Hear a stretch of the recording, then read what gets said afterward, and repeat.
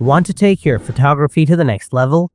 Apple ProRAW lets you capture photos with greater detail and flexibility, perfect for advanced editing.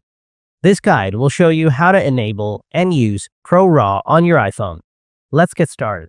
Step 1. Check compatibility. Ensure your iPhone supports Apple ProRAW. ProRAW is available on iPhone 12 Pro, iPhone 13 Pro, iPhone 14 Pro, and newer Pro models.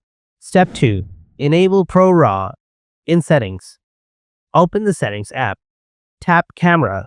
Tap Formats. Under Photo Capture, you will find Apple ProRAW feature. Toggle it on from here.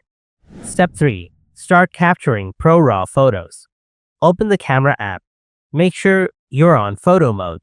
Tap the RAW button at the top to enable ProRAW. Take your photo. By following these steps, you can enable and start using Apple ProRAW for enhanced photography. If the video helped you out, smash that like button. Thanks for watching, and I'll catch you in the next one. Take care.